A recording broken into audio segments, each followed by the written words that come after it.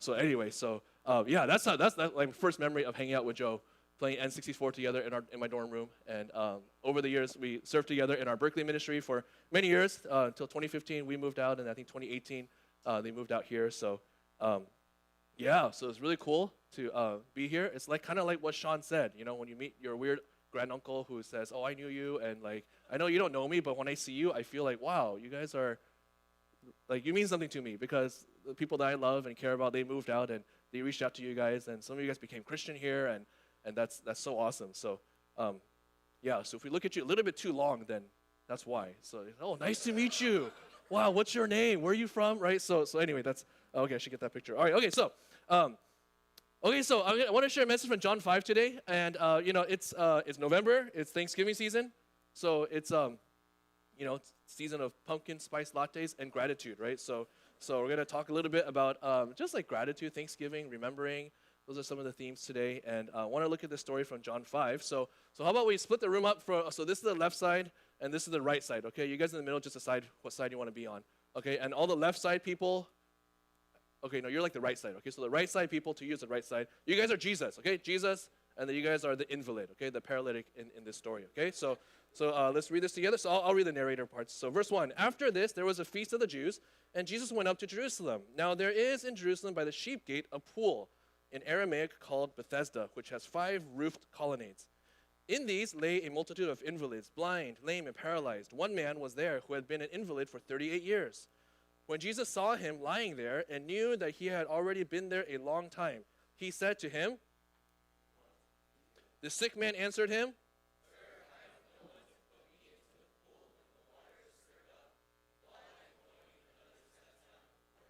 Jesus said to him, and at once the man was healed, and he took up his bed and walked. Now that day was a Sabbath. So the Jews said to the man who had been healed, it is a Sabbath, and it is not lawful for you to take up your bed. But he answered them, they asked him, who is the man who said to you, take up your bed and walk? Now the man who had been healed did not know who it was, for Jesus had withdrawn, as there was a crowd in the place. Afterward, Jesus found him in the temple and said to him,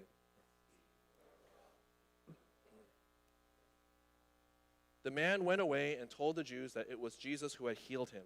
And this was why the Jews were persecuting Jesus, because he was doing these things on the Sabbath. So this story ends with Jesus getting in more trouble because of this healing and this guy's response to his healing. So I was going to have us discuss this. So just like 3 minutes, okay, really short, okay, just to quickly process the story that you just heard. Just talk about these 3 questions, okay, based on the story. So you have the text on your handout.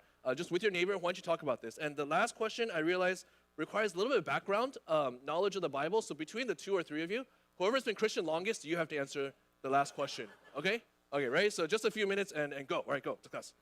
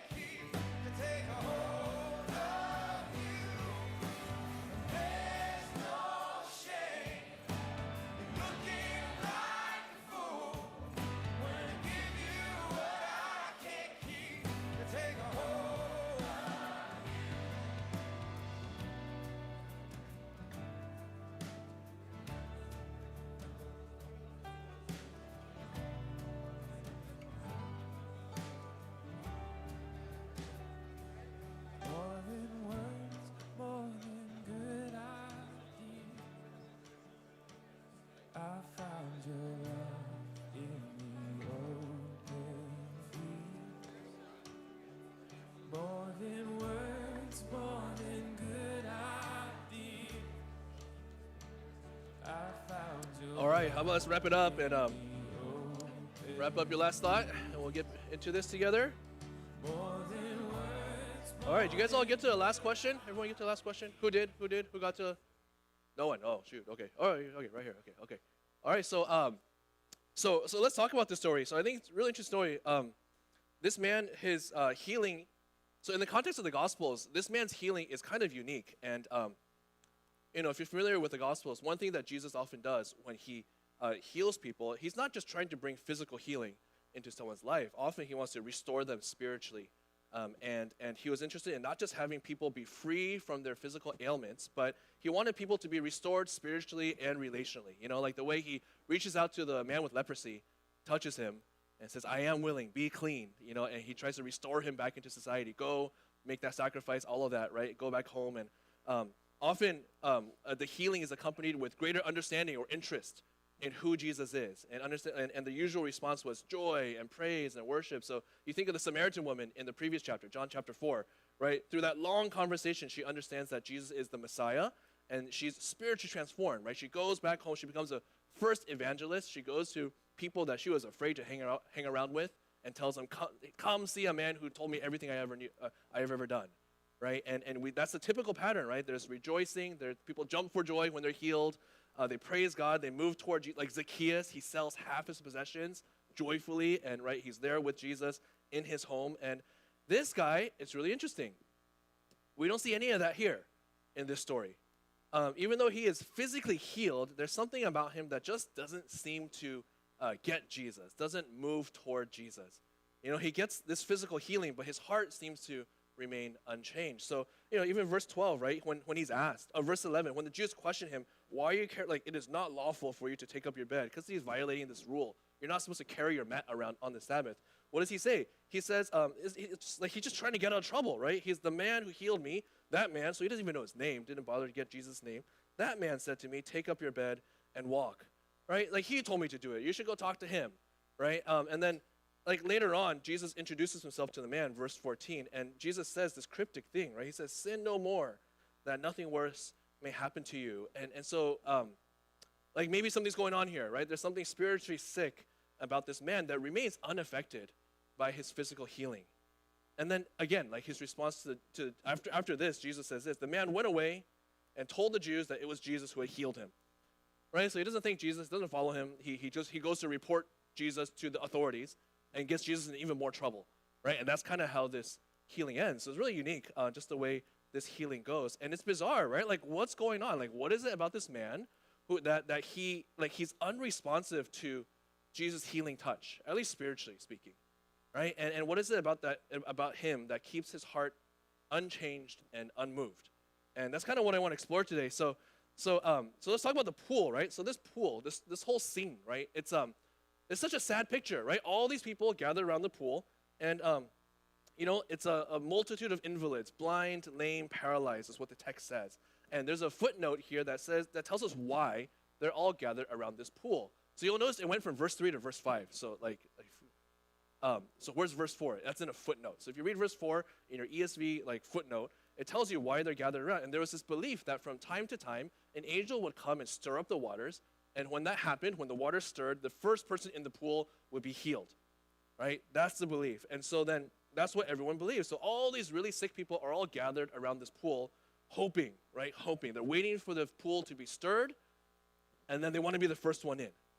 And I think we could talk about how profound a picture that is of our world, right? Like there's limited resources. There's only so many internships, so many jobs, so many schools you can get into, and everybody wants to be the first one in, and they're just hoping in the glittering promises of that pool, right? So you could talk about all of that. Today, I just want to focus on this guy, just this man and how he thinks. So it says in verse 3, one man was there who had been an invalid for 38 years, all right? 38 years. Who's Sean? Are you even 38 years old yet? No, you're not. 37?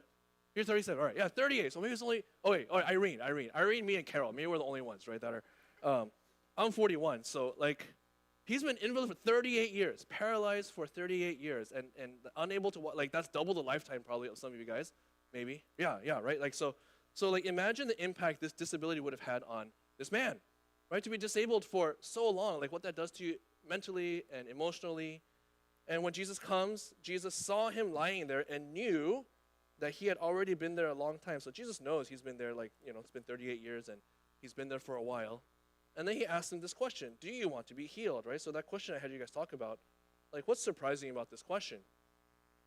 It's that, well, Jesus knows this guy's been here forever, right? He's been here like 38 years and all of that. And like if I was here next to Jesus, I would say to Jesus, of course he wants to be healed.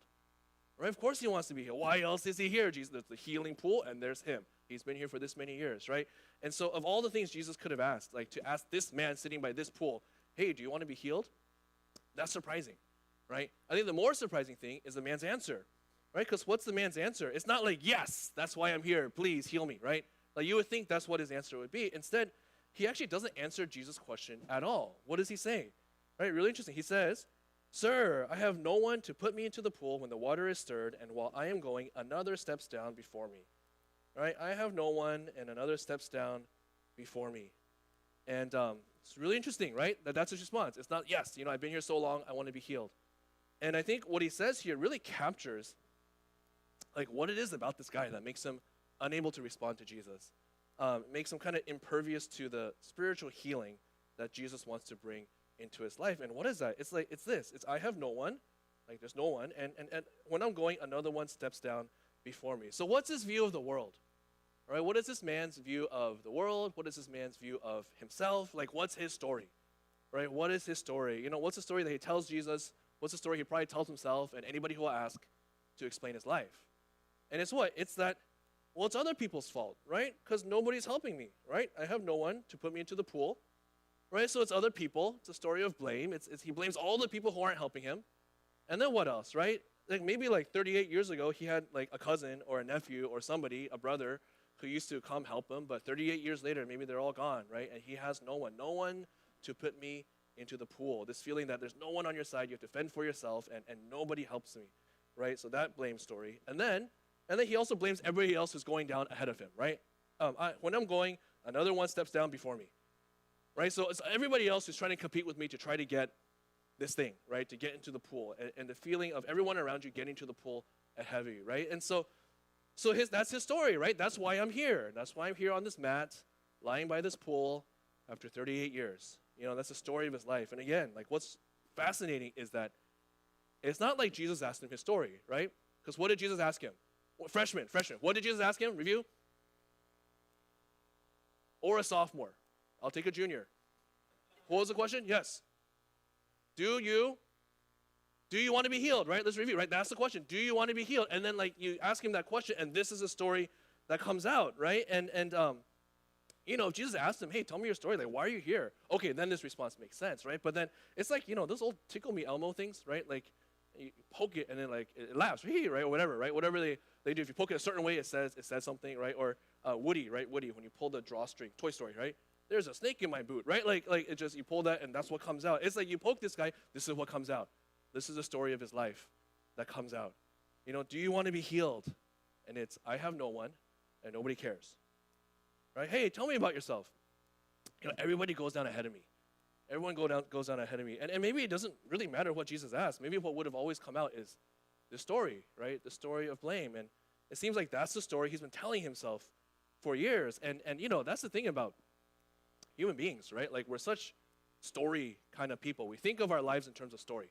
There's this whole discipline of narrative psychology that argues this point, like that we instinctively think of our lives in terms of some narrative, some story, where there's a good guy. And it's usually me. For me, I'm always a good guy in my story, right? Like I'm the protagonist, and then there's the bad guys. There's the antagonists, and there's the people on my side, they're my allies, and there's the people on the other side, more antagonists, right? And like, I don't like you because if you're on the other side. And then there's everybody else, right? All the NPCs, and they fill out the background. They fill out everybody else, right?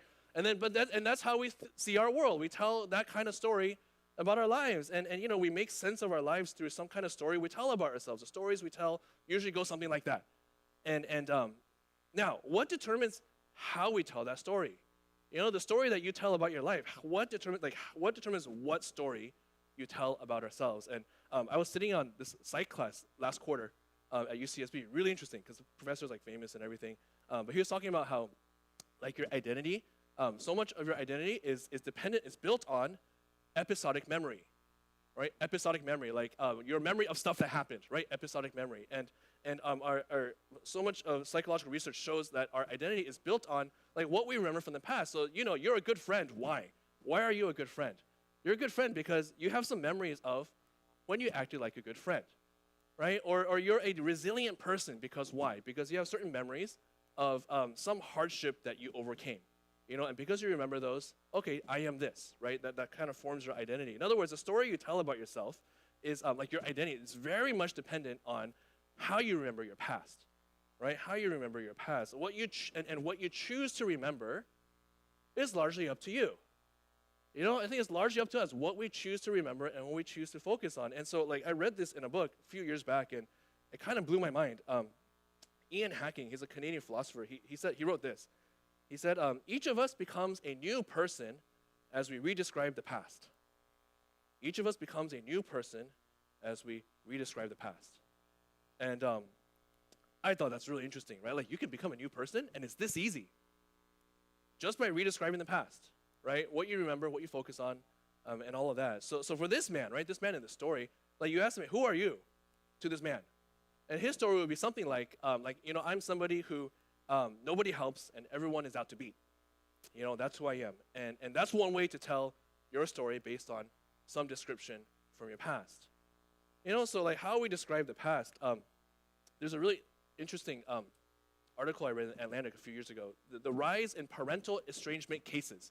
So there's like all these cases of adult children who disown their parents, and not when they're children, it's when they're adults. And as they think back on their childhood, they think, wait, my parents, like, whatever, fill in the blank. And he's writing about this whole phenomenon. And often it's like some way in which they remember their childhood, something where sometimes like based on something as trivial as my parents wouldn't let me get an iPhone, or they grounded me and didn't let me hang out with my friends. They acted so unreasonably, and then often the parents, they come back, they're like shocked, and they're like taken aback by this sudden rejection that they experience from their kids in their adulthood. And Josh Coleman, he's a psychologist writing this in The Atlantic, he says this, parents and adult children seem to be looking at the past and present through very different eyes. Estranged parents often tell me that their adult child is rewriting the history of their childhood, accusing them of things they didn't do, and or failing to acknowledge the ways in which the parent demonstrated their love and commitment. Adult children frequently say the parent is gaslighting them by not acknowledging the harm they caused or are still causing, failing to respect their boundaries, and or being unwilling to accept the adult child's requirements for a healthy relationship. So he reports like a lot of cases of this, and a lot of these cases he describes are like typical upper middle class families, kids raised with all their needs met, which is why like their complaint is I didn't get an iPhone, right? Like that's their complaint, so that tells you something about kind of their lives, right? And that's the biggest drama. And so I was thinking about that, right? Like, it's time of Thanksgiving, and we're trying to be grateful or trying to remember our past. And like, look, okay, so this is, I'm really proud of this picture. You got to appreciate this picture. I drew every single one of those lines, okay? So I copied and pasted. But so like this is your life, right? This is your life up to now. And all the way back here is like all the experiences of your life, right? This is the set, the superset, the full set of all the experiences of your life up to now. And you've had all these experiences. And Josh Coleman, he talks about this whole process of rewriting the history of their childhood, right? Or redescribing your past. And there's a way in which you can kind of like let's say this is your life, right? So, I even colored some lines for you, right? So, so there's like the good stuff, and there's like the not so good stuff, and there's like neutral stuff, I guess, right? And I got tired of coloring lines, so that's all I colored. But like this one, right? Like this is like the first year of your life when your parents kept you alive, and they sacrificed sleep and their careers and whatever else to keep you alive while you were a baby, right? And then maybe this is when they dropped you on accident, and that's not good. That's not good. My children, there was one time, you're not supposed to let your infant sleep on your bed. You're supposed to sleep, but then like we let Stefan sleep on our bed, and there was one time like we woke up in the morning, he was gone. Like, where'd he go?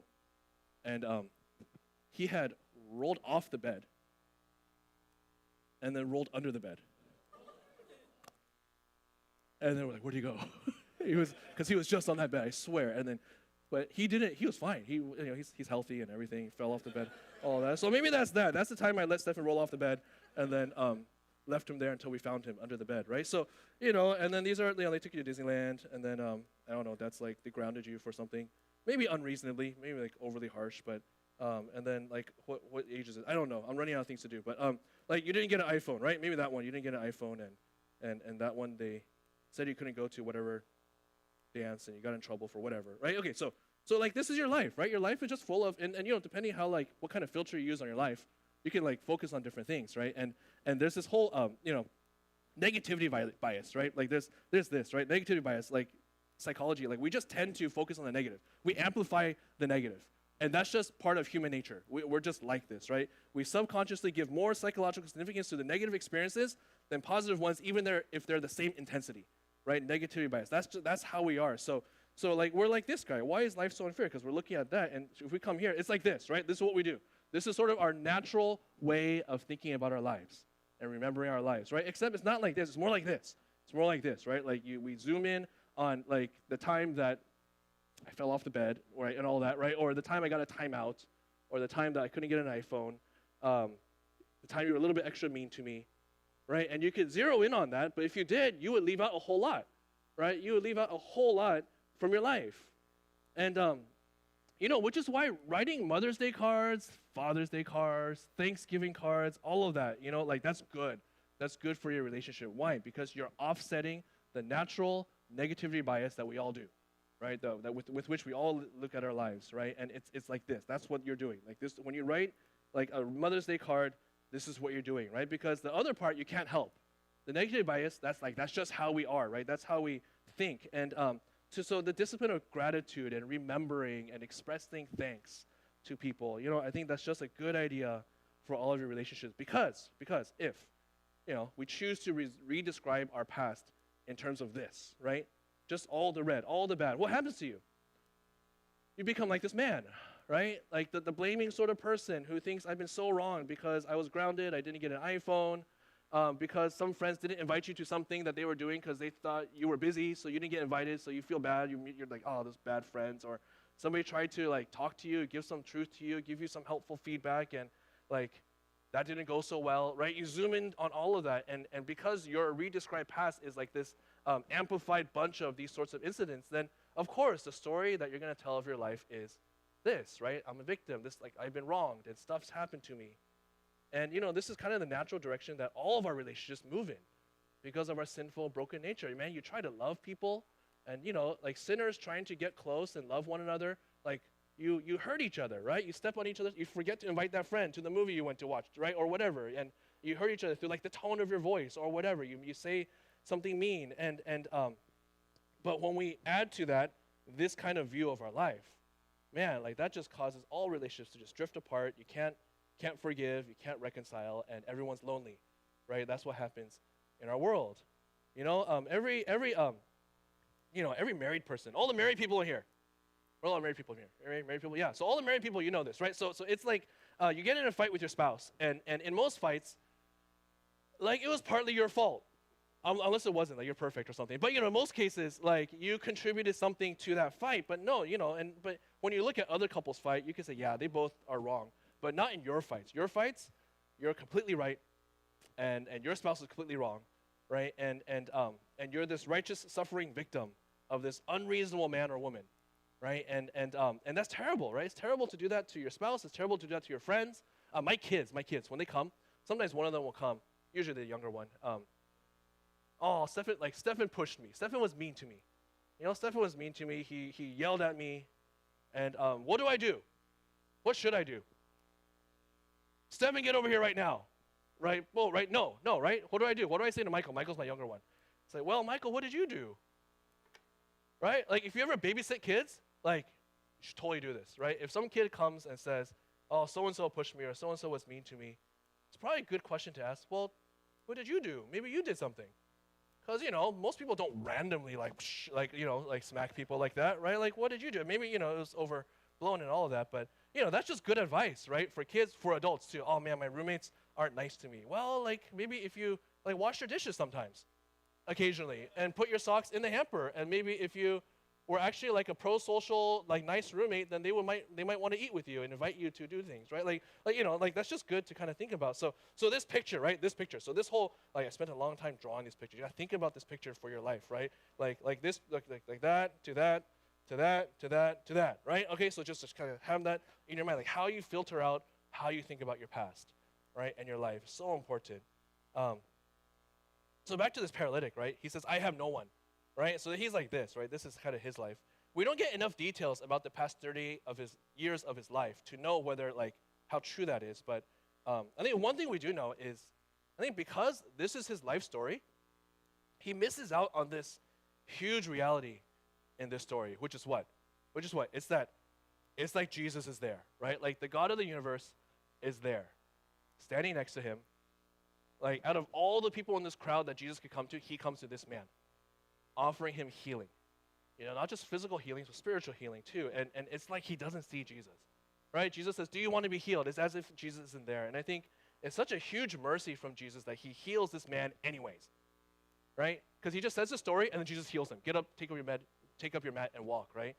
But his heart remains untouched. And so I think just one warning from this encounter is what? It's that if the story we tell about ourselves is one of self-pity and blame and resentment, exceptionalism, like I've suffered exceptionally and I've suffered uniquely and I've suffered more than other people wronged me and all of, like, if that's the kind of story that we generally tell about ourselves and everyone else is blamed for my situation, then I think the warning is it's really hard for the gospel to get through to you. You know, it's really hard for Jesus to get through to you with the spiritual healing that you need. And you know, it's really hard for the gospel to break through all of that to touch your heart. And you see that in the dullness of this man to Jesus. And why? Why is that the case? Like, why would those be related? And I think the reason they're related because the gospel tells us a very different story about ourselves, right? The gospel tells us a very different story about our lives. And it's a truer story. Like, if you're a Christian, the story of your life is not that you're a righteous, suffering victim. If you're a Christian, the story of your life, like our basic story is the tax collector's story. It's what? It's have mercy on me, a sinner, right? Jesus shares this in Luke 18, right? Have mercy on me, a sinner. I'm a sinner in need of God's mercy, right? That's the starting place for every Christian, and it's acknowledging the truth about ourselves, you know, and maybe it's true that part of it, there are a few of those red dots along the way, right? Maybe some people have wronged you, but there's a good chance that's not the whole picture, right? Because if you're a Christian, the full story for every Christian is what? It's that nobody has wronged you more than you've wronged Jesus, right? Nobody has wronged you more than you've wronged Jesus. Like that's the parable of the unmerciful servant, right? 10,000 talents that were forgiven you, right? And because of Jesus, because of the cross, you've had that vast debt wiped out clean, right? How you've wronged Jesus, how you've wronged God, and no one has wronged you more than that. And then in our relationships with one another, right? If think about it, like if most of my relationships are dysfunctional in the same way, you know, I feel offended in the same way by multiple people in my life, then maybe I should think, okay, maybe it's me, right? Or in the words of Taylor Swift, right? It's me. I'm the problem. It's me, right? Like I think Taylor must have realized just in just all life and stuff. Maybe she realized this. Like the single commonality in all my dysfunctional relationships is me, right? That's a thought that's worth thinking about in your life, right? Maybe it's me, you know? And then, oh man, the other line from that song that's amazing is, I'd rather stare at the sun than look into the mirror, right? Like we'd rather stare directly at the sun, but never in the mirror, right? Because we hate that. We hate to look at me to see if I'm the problem, right? Which is not to say like it's all our fault, right? It's to say that in all our relationships, it's a two-way street, right? It's a two-way, like we have a shared responsibility in all of our relationships. So that article, Josh Coleman, he ends with this. He says this, we're all flawed. We should have that at the forefront of our minds when deciding who to keep in or out of our lives. We're all flawed, right? So that's like secular speak for like we're all sinners, right? Like we're all sinners. We should have that at the forefront of our minds when deciding who to keep in or out of our lives. And for this paralytic in the story, right, the story of blame, he keeps pushing people away, even the Son of God, who is standing there offering him healing, right? There's that way, and then there's the other way, the confession. I'm a sinner saved by the mercy and grace of God.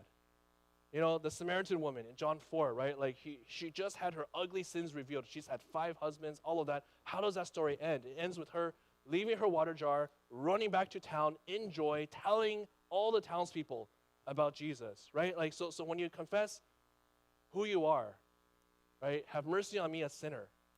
Where does that end? That ends with worship, joy, and praise, right? It's a hymn. This is my story. This is my song, praising my Savior all the day long. And I think that's so important for your life. Spiritually, relationally, how you relate to God, how you relate to people, I think is so interconnected. And also, so for all of us, right? Like, what's the story that you tell about your life? What story do you tell to explain your life to yourself and to everybody else? Is it a story that ends up in, this is my story, this is my song, praising my Savior all the day long, right? Is it that kind of story, right? Or is it a story that ends in, like, bitterness, like, no, everyone goes ahead of me, no one helps me? And I think what you choose to remember, what story you choose to tell. So this is my final thought, right? Like, that's up to you, right? What you choose to remember, what story you choose to tell, it's within your control. It's up to you. In the Gospels, right, there's no physical ailment that Jesus can't heal, right? Whether it's, you could be paralyzed, you could be blind, you could be deaf, you could have leprosy, you could be even dead in the grave for 4 days, right, like Lazarus. Jesus can raise you, and he can do it without your consent, right? Even with this, like this guy, Jesus just get up, take up your bed, and walk, right? Like, he can do that. But when it comes to our spiritual ailments, right, when it comes to our sins, our story of blame, our refusal to remember the whole truth of our lives, that we've been forgiven a 10,000 talent debt of sin, God does not coerce us, right? God gives us free will. He invites us, and we get to choose. Like, he says, do you want to be healed of your sin, of your pride, of your anger, your vindictiveness? And often our response is some story of blame that keeps us from engaging with God and relating with him in truth. And I know that's like really tempting. It's really satisfying, like, it just with your roommates, with your spouse, whoever, like, to just dwell there in that story. It's my roommate's fault. It's all my parents' fault. It's my spouse's fault, right? I am this righteous, misunderstood victim of, like, crazy, unreasonable people. Like, it's really satisfying to live there, but if we keep dwelling there, I think the warning of the story is we can end up like this man, right, who's so closed off to the healing that Jesus wants to give him. And whereas if we say, this is my story, this is my song, have mercy on me, a sinner, we get to end in joy, praise, and transformation. So